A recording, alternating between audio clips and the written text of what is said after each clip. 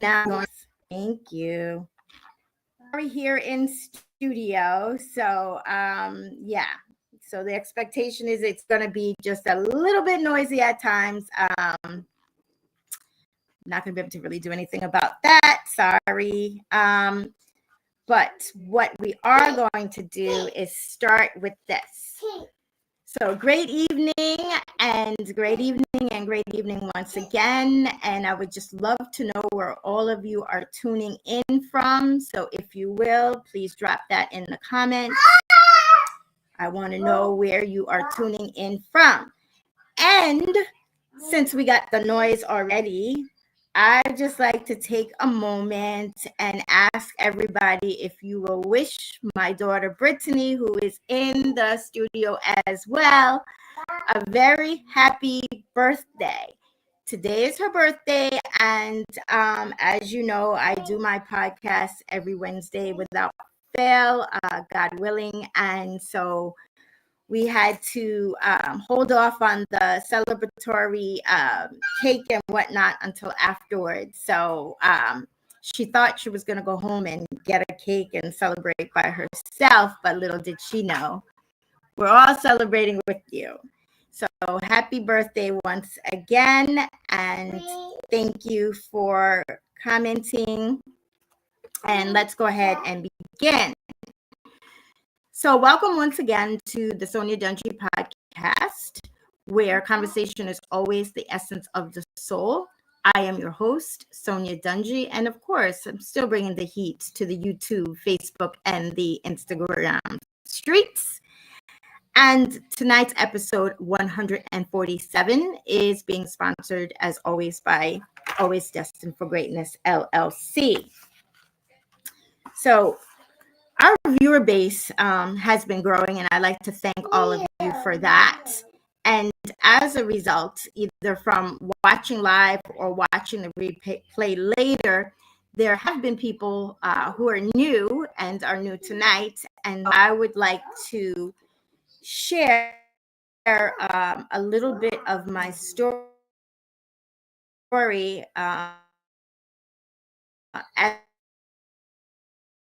as it pertains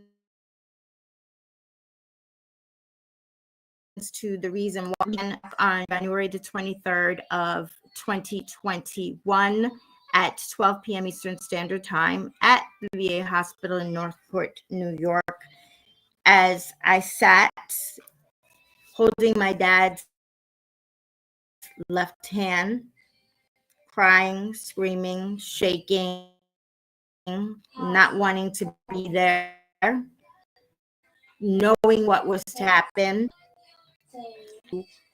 tell the nurse when it was okay to unplug my dad from the machine that had kept him alive. All of this happens within 48 hours. The doctor sitting next to me, I believe it was a doctor, because I've never seen that person before and never saw that person after, telling me and my dad he had 6 months to live, when in fact he didn't even last 48 hours. So it was at that moment, holding his left hand, looking at his face, I saw a tear come down his cheek.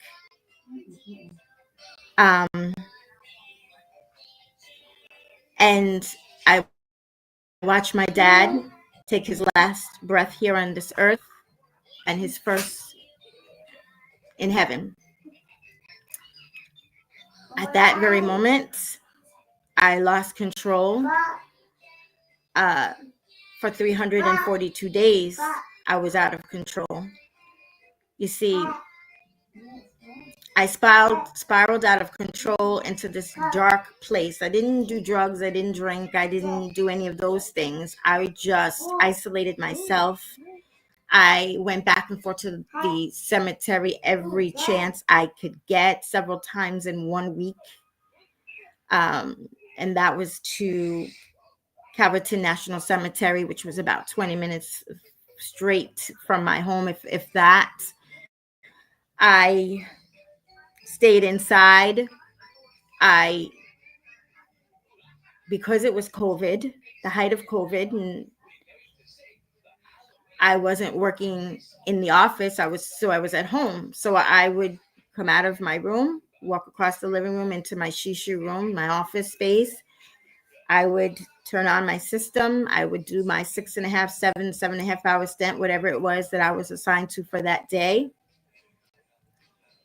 I wasn't eating. I lost a lot of weight, didn't realize.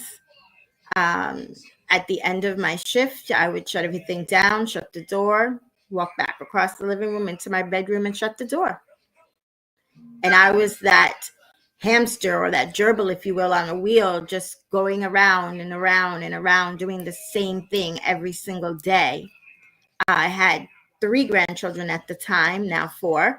But at the time with the 3, I wasn't spending any time with them at all, wasn't really doing the family thing. Anybody who asked me how I was doing, I would tell them, I'm fine. I would smile on the outside, but internally, I was broken. I was dark. I was crying. I was screaming. I just didn't know what to do.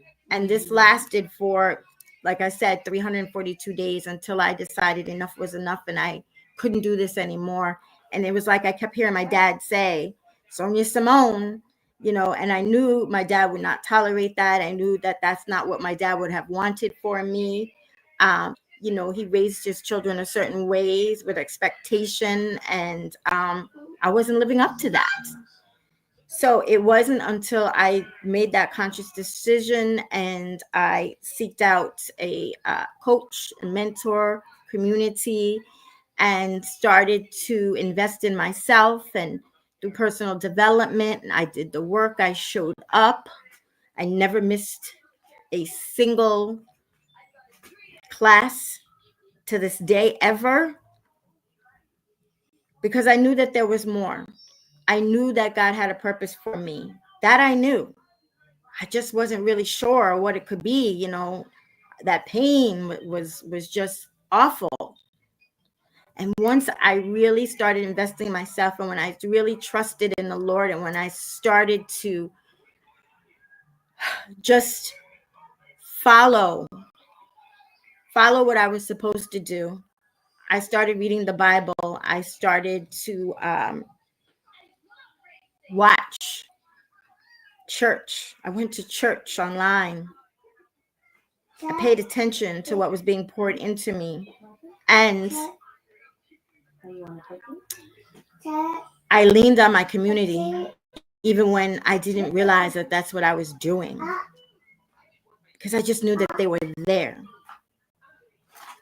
Fast forward 4 years plus later, I can proudly say that I am a transformation coach and a mentor. And I get to help those that are struggling in grief and in hardship and in life challenges, just like I was, go from suffering in silence and feel stuck with no direction and no insight to become resilient and empowered with an attitude of expectation and of excellence, achieving economic independence so that they can be destined for their greatness, so that they can walk truly in their God-given purpose. So, ladies and gentlemen, that is what I do. That is what I'm so proud of. So now that you've been introduced to myself and to my purpose and my passion as a transformation coach and as a mentor, let's begin, shall we? Lately, everywhere that I have turned, there's been signs of grief. More recently, last Sunday, I was on my little mission checking out this house that I was interested in. And I noticed a church and their sign, because it was one of those electronic signs, and, it just kept going and going. And they said that they were going to be talking about grief. And I was like, wow. And then every time I would turn on my phone, so I can do some research. The news would pop up because we all know I don't purposefully watch the news because I don't want somebody else to tell their vision. So television, news, and me don't mix. But there would be stories of grief pop up, and I'd be like, oh no, not again. Social media everywhere. People were texting and calling me and asking me to talk about various subject matter regarding grief. So that's what I'm doing today. And we're going to take a different approach on it. Okay, so let me give you some facts, some statistics so that it can become clear. So in 2025, an estimated 86% over the age of 16 have experienced grief. And we're talking about in 2025, which we're only here April 9th. So over the age of 16, 86% have experienced grief, with 1 in 10 experiencing prolonged or complicated grief. 1 in 12 children will experience the loss of a parent or a sibling. 1 in 12. These statistics are alarming, to say the least. When I was doing my research, I had to go back and read it again because I thought I misread it, because the statistic, the amounts were just alarming. They were just incredibly alarming to me. Just going to flip over for 1 second.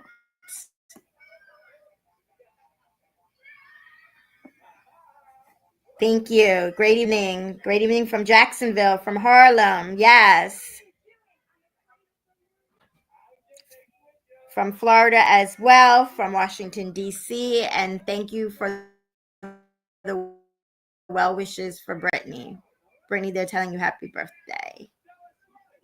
Okay. So tonight I'm going to introduce you to 11 disbeliefs of grief. 11 of them. There's more. I just chose 11.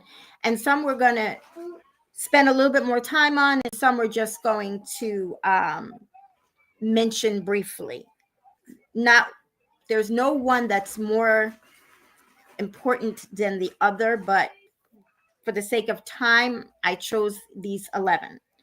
So in order for us to discuss the disbeliefs of grief, we first must familiarize ourselves with the factual definitions. Okay, so for disbelief, it's that inability or refusal to accept that something is true or real. It's that inability or refusal to accept that something is true or that it is real. It's that mental rejection of something that's true. Like, it ain't no way. I know you heard people say that. It ain't no way. Can't be. Okay, so that's disbelief. And then there's grief.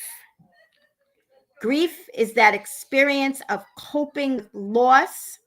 Most of us think of grief as happening in a painful period after the loss of a loved one. But grief can accompany any event that disrupts or challenges our sense of normalcy on ourselves. Okay, it disrupts or challenges our sense of normalcy for ourselves. Okay, this includes the loss of connection that defines us, that connection that definitely defines us. And then they're stuck. We have to remember stuck. Okay, that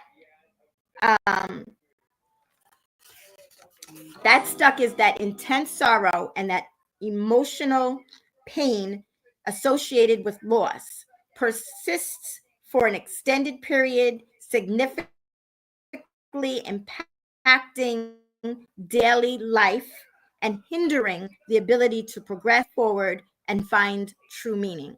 That was me. Okay, I was stuck. broken and stuck. And my stuck was 342 days long. Okay, so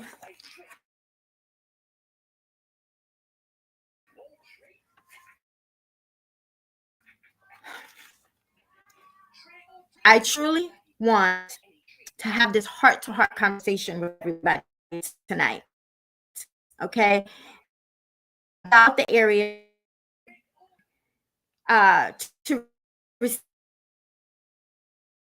receive.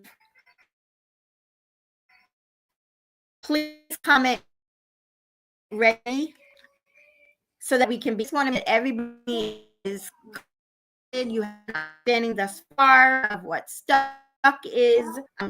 And what disbelief is and what grief is, so that we can move forward with a clear and concise. Thank you for that. Okay.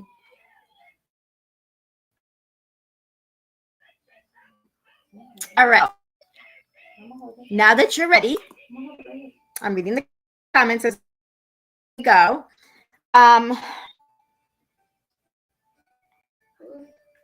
Okay. I'm just taking a breath because some things that I previously thought of about, some I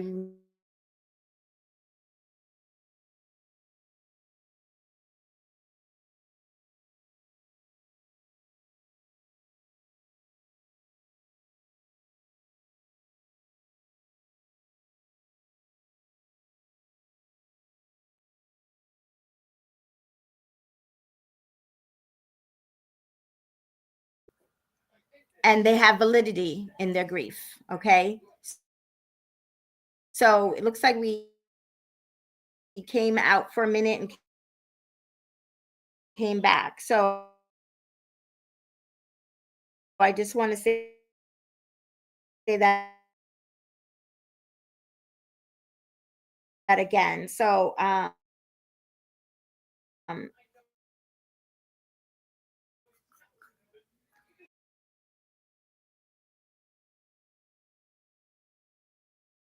and that's why I chose tonight's topic, the disbeliefs of grief. Okay, because there are some that I myself never mentioned, of friends or loved ones incarcerated. So we're talking about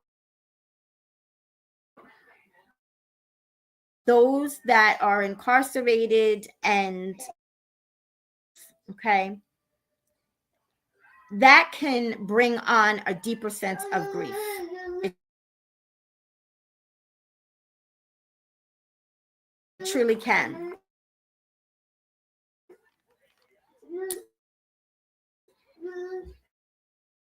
Because there's rules and there's procedures, and they're forced. No hugging, no holding hands, as they're not prohibited. So imagine that.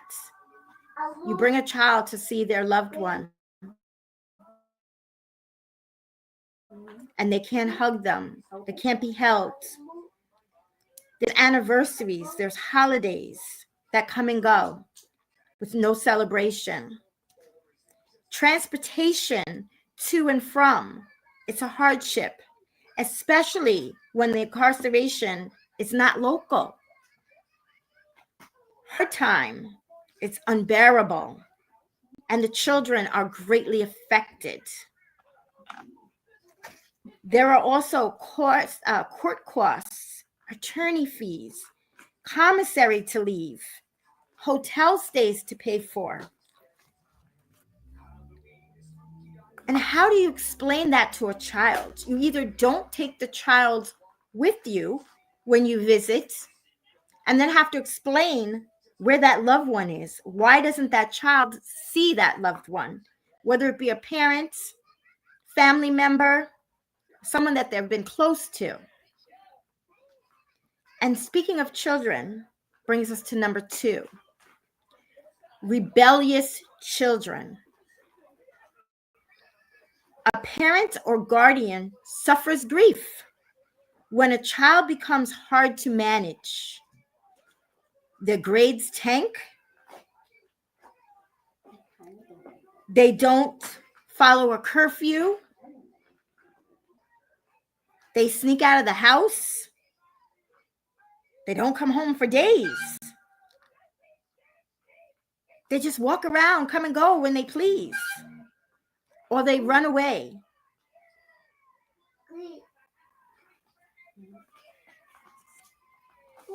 Three, a missing child that has been missing for quite some time. The pain and the anguish that is associated with that ordeal.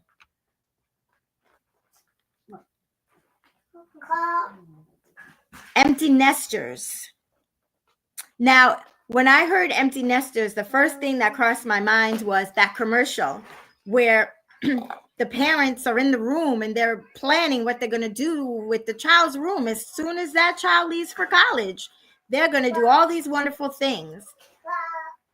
But then I think after the child leaves, the reality sets in. You see, these children have grown up and they've left their home to either attend college or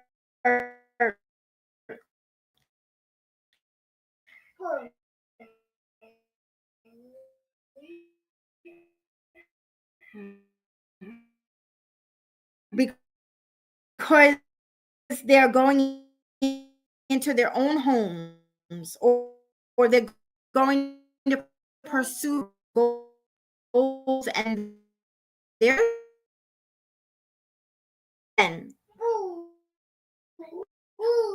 parents may experience a range of emotions, including sadness, grief, and loss. I know for me, when my son moved, they moved out of state, and this was years ago. So when they came to say their see you laters and like goodbyes, before they can walk down the stairs to leave, I was a wreck. I was already crying. I was crying profusely. I couldn't help it because the reality was set in that they're not around and easy for me to just get to, and I would have to talk to them on the phone or video chat, and my holidays aren't going to be the same, and all of those things. So I started my empty nesting before they even walked down the stairs good. There was no celebration in that for me. I mean, power to the people, the ones that are empty nesters, love it. And I mean, I have friends and family that say that they love that. And, you know, I've seen some of the things that they've done. They've changed their whole home around. And I mean, I've even asked, well, aren't you going to keep the room in case they come back? Come back? What are they coming back here for? Once they leave, they're gone. 5, rehabilitation. The process that aims to restore or improve abilities lost due to injury, disease, or other conditions, helping individuals repair functionality and quality of life. In that is drug abuse, alcohol addictions, and there's many others. But having somebody in rehabilitation and having to go through the detoxing, the withdrawal, and knowing that they're away and that you can't go to their aid and help them that maybe you were doing before, that can put a loved one or friend into grief. I mean, I know that when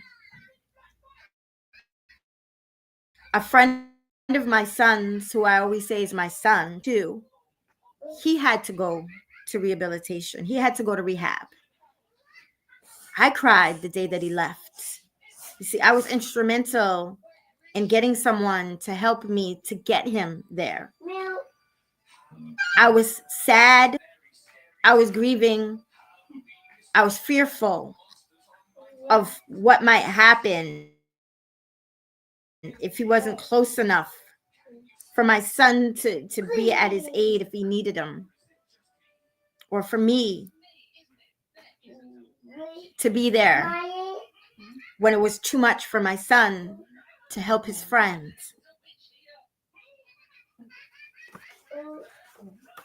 6 is elder care.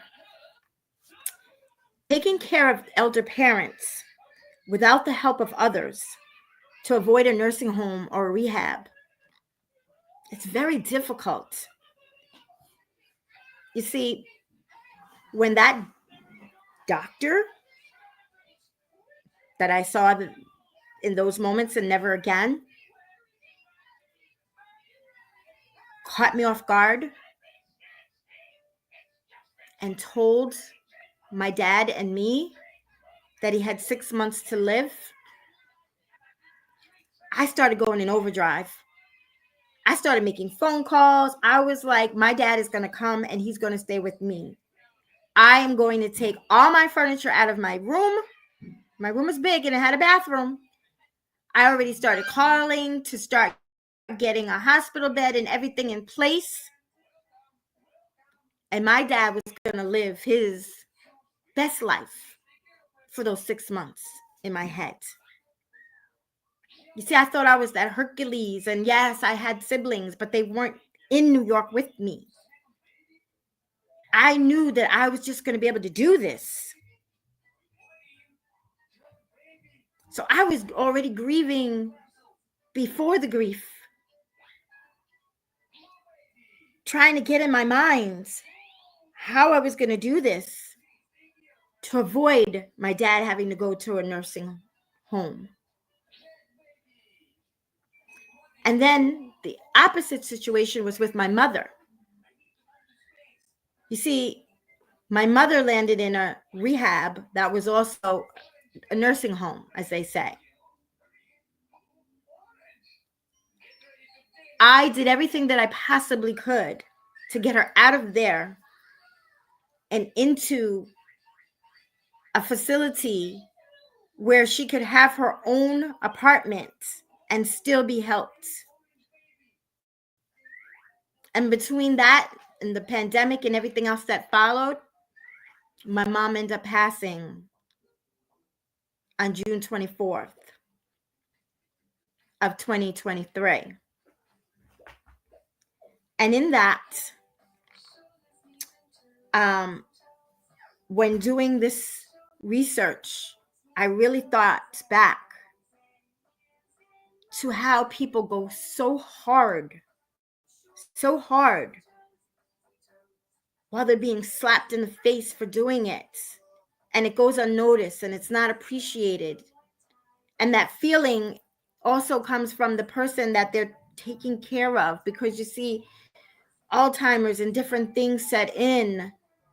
And because their illness doesn't allow for them to see clearly, that person that is doing their best, that family member that is doing their damnedest to help, they grieve. And that's factual. I have a friend that I spoke to and I communicate here and there just to check on her, make sure she's okay, because I know she's going through it. And if you're watching or you're watching the replay, you know who you are. And I'm going to keep praying for you. May God continue to bless you, because you are a blessing. And don't let anybody ever tell you differently. Also, that care extends to someone that isn't physically able to take care of themselves. It could have been from an accident that left them incapacitated, or from a birth defect, or from a mental illness. Those all fall into play as well.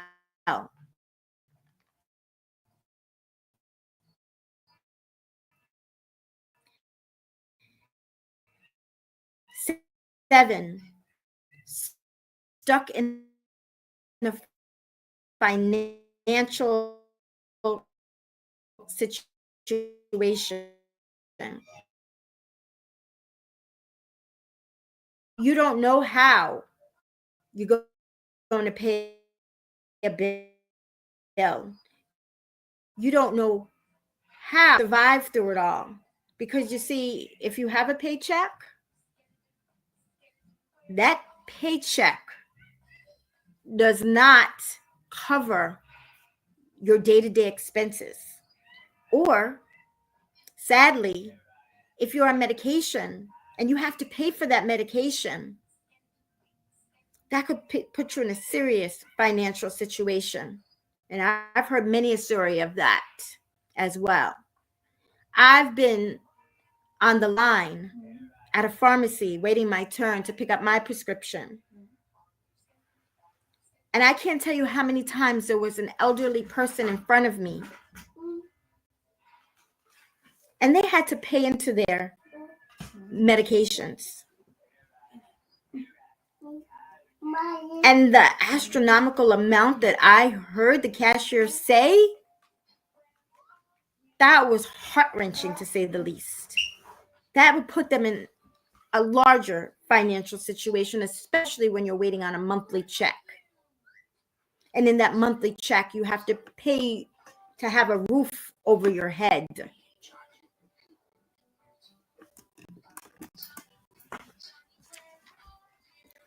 Eight, career change or loss of a job. We all know what that means. A career change, when you're used to one sum of weekly or monthly monies, and you lost your job and you had to go find another, where that salary was nowhere near what you came from.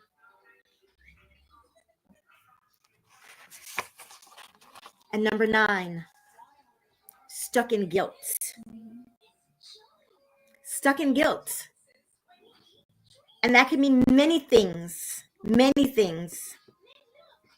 because you didn't tell a friend or loved one you loved them and something happened to them. Or you got into an argument and you stopped talking to them and something happened to them. Or you didn't do something that you know you should have done. Or you did something that you know you shouldn't have done. And now that there's guilt associated with that. Number 10, stuck in the forever single. I can't tell you how many times I've heard that. I'm never going to find the man of my dreams. I'm never going to find the woman of my dreams. I'm never going to find that soulmate. I'm going to die a spinster. I'm not going to get to have children. Or it's because you haven't found that special someone yet. Or you thought you did, but they weren't worthy of you. So you get stuck in that forever single syndrome.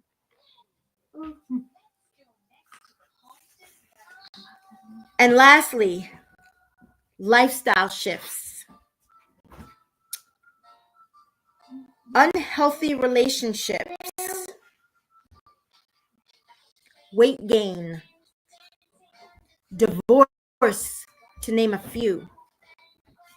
Those are some lifestyle shifts. So, for any of you who was able to associate with as grief, please indicate that in the comments.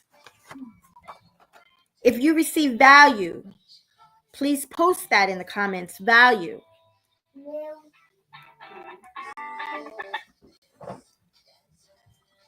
If you're leaving tonight with a breakthrough or an aha, please specify that as well in the comments. And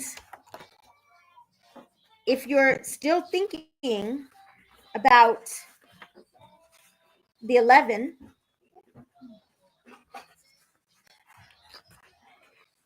incarceration, rebellious children, a missing child, empty nester, rehabilitation, elder care, or care for someone that's physically incapacitated due to an accident or birth defect.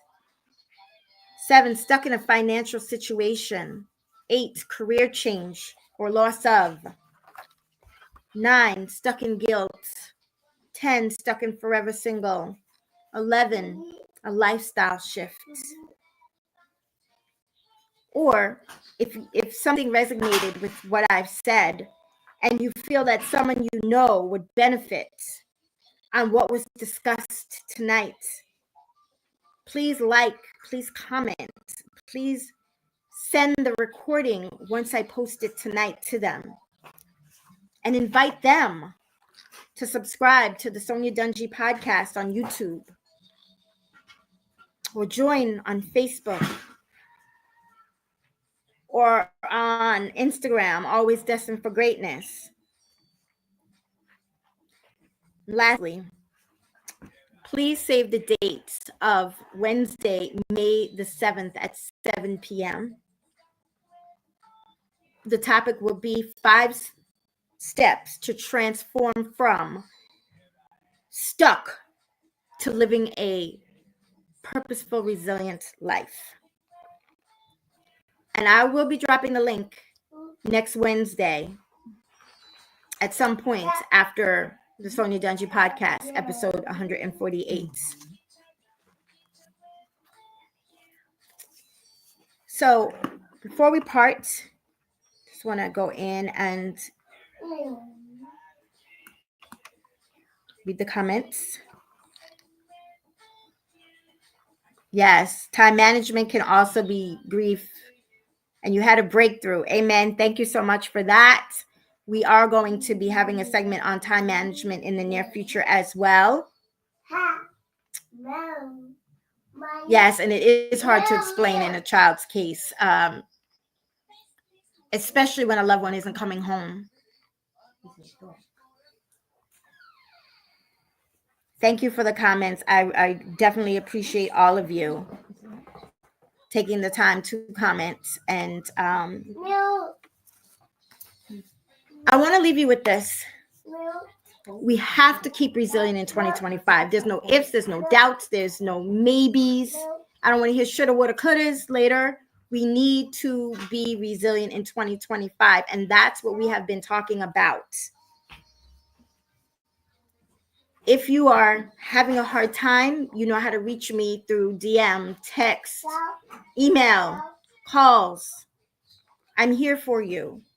And I will also be dropping the link to sign up for Heart to Heart with Sonya. I'm giving everyone a free 30-minute one-on-one with me.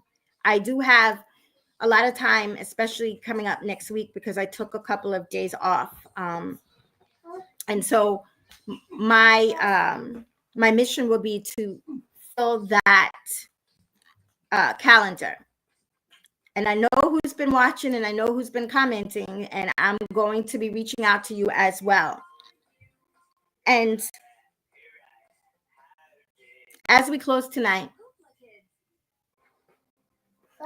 remember to be always destined for greatness, your very best. Don't allow your beginning to be compared with somebody else's middle.